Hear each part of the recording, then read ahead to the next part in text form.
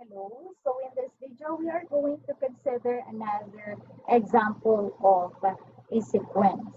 So we have to consider, for instance, what if the value of the sequence are the following. So we have 3, 7, 13, 21, and 31. So just like the first video, we need to consider the difference between the two consecutive numbers. So in this example, 7 less 3 is equal to 4, 13 less 7 is equal to 6, 21 less 13 is equal to 8, 31 less 21 is equal to 10. So we notice that we did not obtain the same difference. But for the next difference, so the difference of the difference, let us also consider getting the difference of this. 6 minus 4 is 2, 8 minus 6 is 2, 10 less 8 is equal to 2. So we notice that in the second difference, we obtained the same value. So which means that in the linear, if we obtain the same difference in the first difference, so it means that it is a linear sequence. But for this example, we obtain same difference in the second difference, which means that this is a quadratic sequence.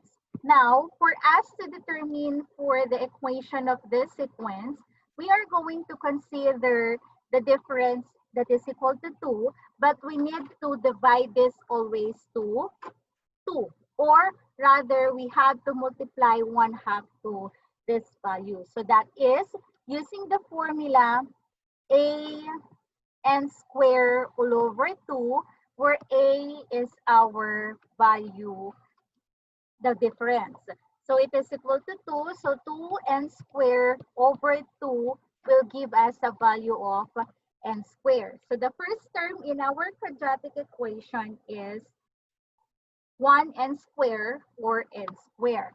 So if we will get the value of n squared, so 1 square, 2 square, 3 square, 4 square, until 5 square, we are going to obtain a value of 1, 4, 9, 16, and 25.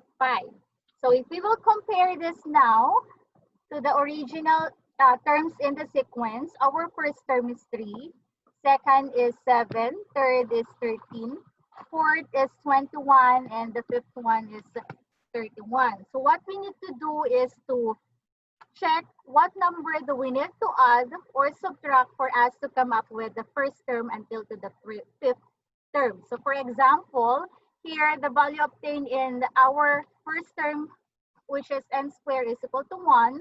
We need 2 for us to get the value 3.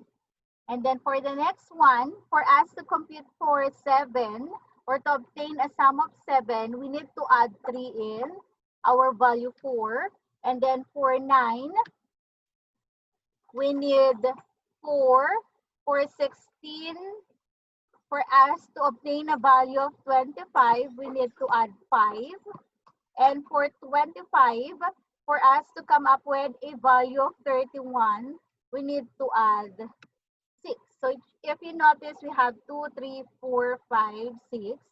Getting the difference of this, it will yield to a value 1. So this is now a linear sequence with a formula. So this is our n.